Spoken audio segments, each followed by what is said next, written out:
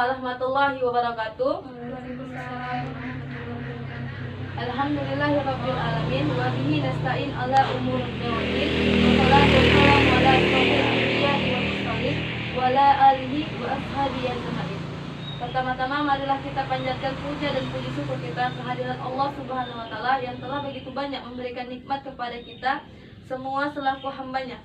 Salawat dan salam juga kepada Nabi Muhammad yang dengan perjuangannya dan kesabaran yang menjabarkan ajaran tauhid sehingga bisa dikenal di seluruh pelosok negeri ini. Jadi di sini saya ingin berbagi tentang apa saja penyebab faktor terjadinya kekerasan dalam rumah tangga. Nah, perlu kita ketahui apa sih kekerasan itu? Kekerasan adalah tindakan yang dilakukan anggota keluarga lainnya seperti suami, istri, anak, tapi biasanya paling sering terjadi pada pihak perempuan. Misalnya istri, adik perempuan, atau anak perempuan. Nah, suatu tindakan bisa dikategorikan kekerasan bila tindakan tersebut sudah menyengsarakan atau berdampak negatif pada fisik seseorang dan emosional seseorang. Pentingnya untuk kita ketahui bahwa kekerasan itu nggak semata-mata fisik saja. Ada 4 jenis macam kekerasan. Yang pertama itu kekerasan fisik yang bisa dibagi 2, yaitu kekerasan fisik ringan dan kekerasan fisik berat. Contoh kekerasan fisik ringan biasanya berupa menjambak, mencakar, menampar ataupun mendorong. Jadi biasanya luka yang ditimbulkan pun ringan, sedangkan kekerasan fisik berat biasanya menimbulkan berdampak fisik yang lebih berat seperti memukul, menendang, penganiayaan atau bahkan rencana pembunuhan. Yang kedua adalah kekerasan psikis, yang mana kekerasan psikis ini dapat menyebabkan korban ketakutan, tidak pede, rendah diri, nggak berdaya, dan nggak bisa mengambil keputusan sendiri. Kekerasan psikis ini juga bisa menjadi 2 bagian, yaitu kekerasan psikis ringan dan psikis berat. Kekerasan psikis yang ringan biasanya berdampak membuat seseorang menjadi ketakutan, tidak percaya diri, atau bahkan masa teror. Kekerasan psikis berat biasanya membuat seseorang stres, depresi, mengalami masalah mental lainnya, ataupun masalah gangguan fisik.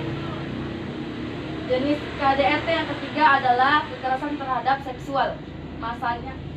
Biasanya tergolong ringan bila disampaikan secara verbal seperti komentar, kata-kata, bahkan label atau julukan yang mengarahkan kepada seksual. Pornografi bisa juga pelecehan yang dilakukan secara non-verbal, seperti ekspresi ataupun dengan tindakan yang menarik perhatian korban secara seksual, walaupun hal tersebut tidak dikehendaki atau bersifat melecehkan bahkan menghina si korban. Sedangkan kekerasan seksual yang tergolong berat biasanya terjadi kontak fisik seperti meraba, menyentuh organ vital ataupun seksual korban, memaksa untuk mencium atau merangkul, untuk memeluk atau melakukan tindakan yang di luar keinginan korban sehingga korban merasakan terteror. Yang ketiga itu kekerasan ekonomi. Kekerasan ekonomi juga terbagi 2, yaitu kekerasan ekonomi ringan dan ekonomi berat. Nah, kekerasan ekonomi juga rupanya bentuk-bentuk kekerasan bisa mengakibatkan kekerasan dalam rumah tangga. Kekerasan ekonomi ringan berupa melakukan upaya-upaya sengaja yang menjadikan korban tergantung atau tidak berdaya secara ekonomi atau tidak memenuhi kebutuhan dasarnya. Kekerasan ekonomi berat yaitu tindakan eksploitasi, manipulasi, dan pengendalian lewat sarana ekonomi berupa memaksa korban bekerja dengan secara eksploitatif termasuk pelacuran, melarang korban bekerja tetapi mengantarkannya, mengambil tanpa sepengetahuan dan tanpa persetujuan korban, merampas atau manipulasi harta benda korban. Tadi kan bentuk-bentukan kekerasan dalam rumah tangga. Yang ketiga, pemicu kekerasan dalam rumah tangga. Di sini ada 6 pemicunya. Yang pertama itu istri tidak mengikuti kehendak suami. Jadi kalau kalian nggak mengikuti kehendak suami, itu juga bisa jadi pemicu kekerasan dalam rumah tangga. Yang kedua itu perilaku istri yang tidak terhormat kepada suami. Yang ketiga, pikiran suami yang sudah dipengaruhi oleh wanita lain. Yang keempat, ekonomi dalam keluarga yang tidak stabil. Yang kelima, karakter suami yang selalu bertindak kasar. Yang keenam, tidak saling percaya antara suami dan istri. Nah, tadi kan pemicunya, sekarang itu ada juga faktor ya. Faktor itu ada 4 faktor penyebab kekerasan dalam rumah tangga. Yang pertama tuh faktor individu perempuan. Sebagaimana kita ketahui, jika dilihat dari bentuk pengesahan perkawinan seperti melalui kawin siri, secara agama, adat, kontrak atau lainnya, perempuan yang menikah secara siri, kontrak dan lainnya berpotensi 1,42 kali lebih besar mengalami kekerasan fisik atau seksual dibandingkan perempuan yang menikah secara resmi diakui negara melalui catatan sipil atau KUA. Yang kedua itu faktor pasangan. Perempuan yang suaminya memiliki pasangan lain berisiko 1,34 kali lebih besar mengalami kekerasan fisik dan atau seksual dibandingkan perempuan yang suaminya tidak mempunyai istri pasangan lain. Begitu juga dengan perempuan yang suaminya berselingkuh dengan perempuan lain cenderung mengalami kekerasan fisik dan atau seksual 2,48 kali lebih besar dibandingkan yang tidak berselingkuh. Jadi kan ada tuh kan woy dari film Suara Hati Seorang Istri, itu kan kebanyakan tuh kan suaminya selingkuh. Jadi itu rupanya penyebabnya juga bisa jadi penyebab faktor pemicu kekerasan dalam rumah tangga. Yang ketiga itu faktornya adalah ekonomi. Faktor ekonomi juga bisa menyebabkan pemicunya kekerasan dalam rumah tangga. Jadi kan di dalam masyarakat juga banyak tuh kan kekerasan dalam rumah tangga, pemicunya ya jadi faktor ekonomi karena sering kekurangan ekonominya yang tidak stabil gitu kan. Nah, faktor ekonomi, perempuan yang berasal dari rumah tangga dengan tingkat kesejahteraan yang semakin rendah cenderung memiliki risiko yang lebih tinggi untuk mengalami kekerasan fisik atau seksual oleh pasangan. Nah, perempuan yang berasal dari rumah tangga pada kelompok 25% termiskin memiliki resiko 1,4 kali lebih besar mengalami kekerasan fisik dan atau seksual oleh pasangan dibanding kelompok 25% terkaya. Kan udah jelas tuh kan. Jadi faktor ekonomi yang rendah bisa menyebabkan kekerasan dalam rumah tangga, dan faktor yang ekonominya besar itu kayak mana ya, nggak terlalu banyak gitu kan menjadikan penyebab pemicu dalam rumah tangga. Yang keempat itu faktor sosial budaya. Seperti apa sih seperti sosial budaya itu apa gitu kan? Seperti timbulnya rasa khawatir yang akan kejahatan yang mengancam kayak teror gitu, teror kayak dijelek-jelekan di sosial media, itu juga bisa pemicu kekerasan dalam rumah tangga. Perempuan yang selalu dibayangi kekhawatiran ini memiliki resiko 1,68 kali lebih besar mengalami kekerasan fisik, seksual oleh pasangan dibandingkan mereka yang tidak merasa khawatir. Perempuan yang tinggal di daerah perkotaan memiliki resiko 1,2 kali lebih besar. Nah, 1,2 kali lebih besar perempuan di desa, perempuan di kota, karena kan hidup di kota itu nggak kayak di desa. Kalau di kota kan siapa lo siapa gue, nggak terlalu mentingkan hidup orang. Kalau di desa kan ya apa yang timbulnya sedikit dari kita selalu dijadi ocehan orang gitu kan. Jadi itu juga bisa pemicu kekerasan gitu.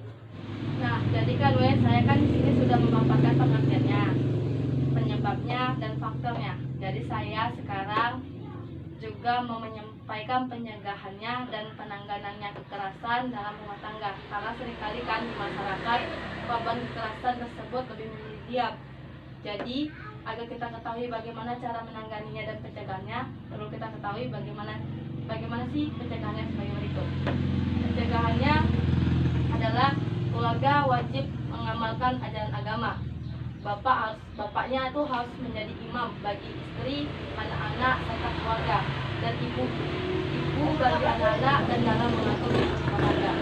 Yang kedua itu harus dikembangkan komunikasi timbal balik antara suami, istri, dan anak-anak.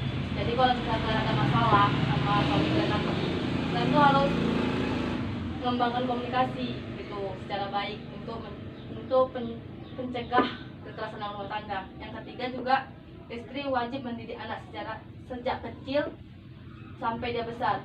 Kalau marah jangan memukul dan berkata kasar. Yang keempat itu kalau ada masalah harus diselesaikan dengan dialog atau berkomunikasi gitu kan. Yang kelima, jika terjadi pertengkaran serius, salah satu atau keduanya harus meminta kepada orang yang dituakan atau memediasikan. Misalkan gini, kalian kan punya kayak kalian tuh kan kayak ada masalah gitu kan, terus masalah tersebut kalian nggak bisa lagi untuk